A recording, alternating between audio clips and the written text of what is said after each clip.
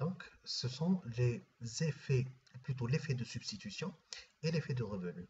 Effet de substitution et effet de revenu. L'effet de substitution de x1 à x3, donc le passage de E1 à E3, et l'effet revenu concerne le passage de x3 à x2, c'est-à-dire de E3 à E2. Très bien, examinons ces deux effets. À partir du point E1, traçons la droite de budget B'3, B3, d'accord? Parallèle à B, B2. Hadia, parallèle à celle-là, d'accord? Qui est tangente au point E3 à la courbe d'indifférence U3. D'accord? Donc c'est une autre courbe d'indifférence. On est passé de la courbe d'indifférence U1 à U3. Très bien. Cette opération permet de décomposer la variation de la demande en deux phases. C'est-à-dire la création de cette droite budgétaire, de cet équilibre, cet équilibre fictif, d'accord, nous permet de décomposer l'effet total en deux effets qui sont l'effet de substitution et l'effet de revenu. Bien, la première phase. En effet, à partir du point E1, la première phase correspond à une modification de la pente de la droite de budget. C'est-à-dire, on a une pente, ou une pente parce que le B3', B3, nous avons une nouvelle pente parce que le prix de X a baissé. D'accord? Le pouvoir d'achat est maintenu constant, mais le consommateur peut acquérir une quantité plus grande du bien X. D'accord? On est passé de X1 à X3. De E1 à E3, on obtient l'effet de substitution qui correspond à l'axe des abscisses ES, ES, x1 moins x3 qui est négatif parce que x3 est supérieur à x1, plus grande quantité, quand le prix du bien x diminue. Le revenu nominal n'a pas changé, mais le pouvoir d'achat a augmenté car le consommateur peut acquérir une plus grande quantité de x. Donc le passage de x1 à x3 est appelé effet de substitution.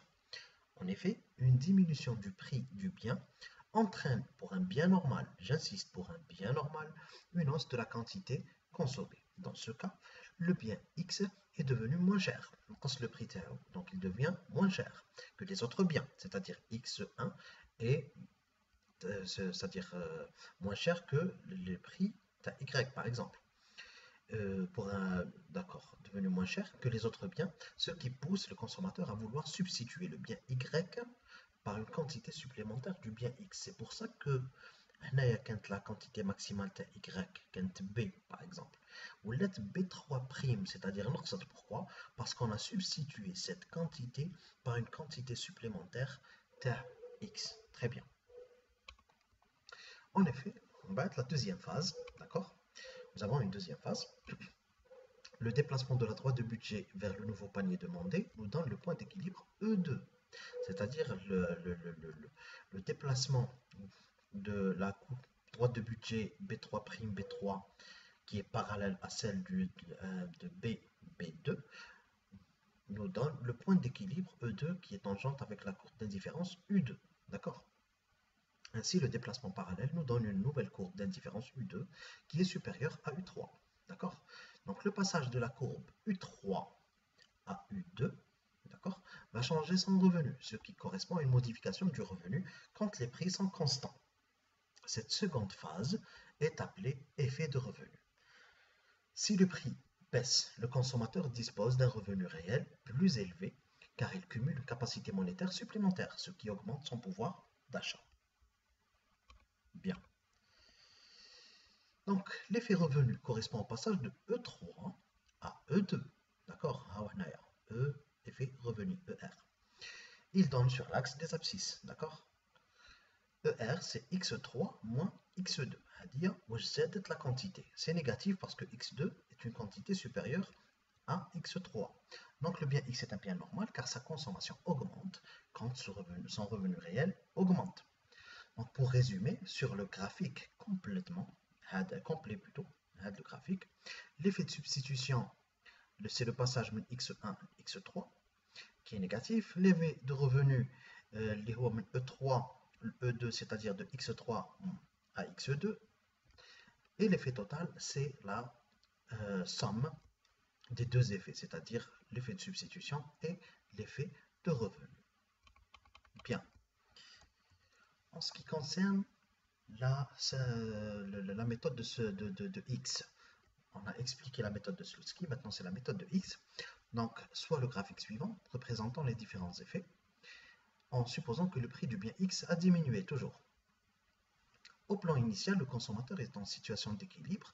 On trace la droite de budget B, B1, tangente à la courbe U1, d'accord, au point d'équilibre E1, comme E1, choix initial, point optimal, voilà, E1. La diminution du prix du bien X entraîne une nouvelle droite de budget B, B2, tangente à la courbe d'indifférence U2, d'accord, au point d'équilibre E2. Ça, c'est tout à fait normal. Il s'agit cette fois-ci de chercher la droite de budget B3', B3, le long de la courbe d'indifférence U1. Donc on reste sur la même courbe d'indifférence. Si vous vous souvenez, on a parlé de la minimisation du revenu tout en gardant l'utilité fixe. L'utilité reste fixe. Donc quand on est sur la même courbe d'indifférence, donc le consommateur est indifférent. Donc il reste, c'est-à-dire le niveau d'utilité reste constant. Il s'agit cette fois-ci de chercher la droite de budget B3', B3, le long de la courbe d'indifférence U1, et parallèle à la droite de budget B, B2. On obtient le point optimal E3. Donc c'est un point optimal fictif toujours, qui nous permet justement de décomposer l'effet total, c'est-à-dire le passage de E1 à E2, le décomposer en deux effets qui marchent là, Slutsky, ici, c'est X. On sait que le long de la courbe d'indifférence, U1, le consommateur est indifférent pour acquérir un bien car l'utilité est constante. Très bien. Donc, c'est la même chose, c'est la même méthodologie que Slutsky, seulement ici, on n'a pas besoin d'une autre courbe d'indifférence, on reste sur la même courbe d'indifférence, d'accord? Donc, l'effet de substitution, c'est toujours le passage de E1 à E3, donc c'est X1 moins X2. L'effet revenu, c'est le passage de E3 à E2, d'accord? Et l'effet total, c'est X1 moins X3, d'accord? Par ailleurs, la courbe de demande dans le cas de X est appelée souvent la courbe de demande compensée, car l'utilité est constante quand le prix varie. Donc une variation du prix d'un bien peut provoquer les deux effets. Si le prix d'un bien augmente, on peut le remplacer par un substitut si sa consommation est importante.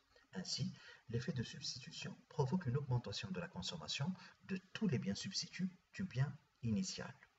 Par contre, la hausse du prix d'un bien entraîne un effet de revenu qui implique une baisse de la consommation de tous les produits. Si on compare l'effet de substitution de Slutsky ici, qui se base sur le pouvoir d'achat constant, et l'effet de substitution de X qui se base sur l'utilité constante. Ici, regardez, nous sommes sur deux courbes d'indifférence différentes, alors qu'ici, on est sur la même courbe d'indifférence pour l'équilibre fictif, où le consommateur est indifférent. Pour substituer une quantité d'un bien par rapport à une autre sur la même courbe d'indifférence, on peut dire que les deux effets de substitution sont équivalents. Bon, cette phrase, non seulement cette phrase, mais toute l'explication de ce concept qui concerne l'effet de substitution, effet de revenu, effet total, va être plus simple quand nous allons faire un exercice juste après. D'accord? Pour le cas plutôt d'un bien inférieur. Tout ce que nous avons vu maintenant, ce qui concerne le bien normal. Quand on est dans un cas d'un bien inférieur, on rappelle sa définition, c'est un bien dont la quantité consommée diminue quand le revenu augmente. Donc, soit le graphique suivant, il y a une augmentation du revenu, mais la quantité de X2 a diminué, X3, c'est-à-dire quand le revenu augmente, la consommation diminue, c'est un bien inférieur. À partir du point E1, d'accord, la baisse du prix du bien X produit un effet de substitution de E1 à E2. Donc c'est la même explication que Slutsky, d'accord? C'est toujours la même explication. Mais c'est juste le résultat qui est différent parce que le type du bien a changé. Donc le passage de E1 à E2 concerne l'effet de substitution. Donc il y a une augmentation de la quantité de X1 à X2. Ensuite, cependant, l'effet de revenu du point E2 à E3 entraîne une baisse de la quantité de X2 à X3, ce qui donne une compensation de l'effet de substitution, c'est-à-dire alors نقص l'effet de substitution. Regardez ici l'effet de substitution, d'accord, كبير. Donc هنايا l'effet de revenu نقص شوية من l'effet de substitution, d'accord, ce qui donne une compensation de l'effet de substitution. On trouve dans ce cas que l'effet de revenu est négatif. L'effet de substitution, c'est le passage de E1 à E2,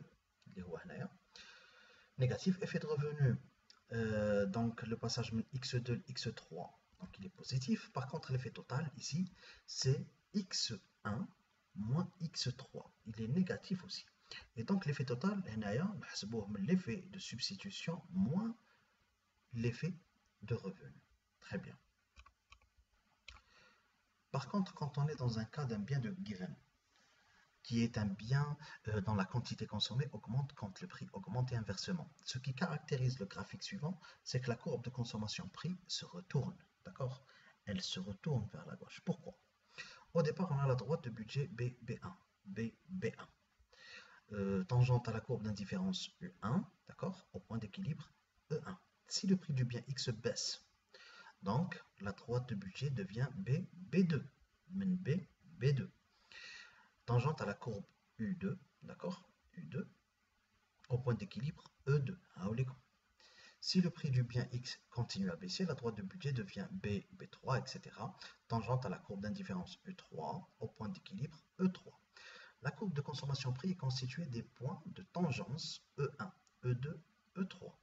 On constate que la consommation du bien X diminue lorsque son prix baisse. Ici, par exemple, le passage de E2 à E3, le prix a baissé, d'accord, mais la quantité a diminué, X2, X3, d'accord. Et ce qui stipule que le bien X est un bien de given. On remarque que la courbe de consommation-prix se retourne à gauche. Il y a une contradiction avec la loi de la demande. Normalement, quand le prix baisse, la demande augmente, d'accord. Dans le cas d'un bien de given, la baisse entraîne une diminution de sa consommation. Le graphique ci-dessous montre que l'effet revenu détermine l'effet total, c'est-à-dire l'effet revenu est égal à l'effet total plus l'effet de substitution, comme le montre le graphique suivant. D'accord? Ainsi, la loi de la demande nous enseigne que la hausse du prix d'un bien entraîne la diminution de sa consommation, alors que le bien de given font exception à cette loi. Mais c'est toujours la même explication par rapport à l'effet de revenu, l'effet de substitution, etc. D'accord? On va maintenant entamer le passage de la demande individuelle à la demande collective sur le marché, qui est très très simple en fait. La courbe de demande collective sur le marché s'obtient par sommation horizontale, d'accord, horizontale de l'ensemble des courbes de demande individuelle, par exemple Hadia plus Hadi plus Hadi plus Hadi, ça nous donne la courbe de demande collective sur le marché. Vu que dans la majorité des cas, la courbe de demande individuelle est décroissante, on déduit que la courbe de demande collective sur le marché est décroissante aussi. D'accord?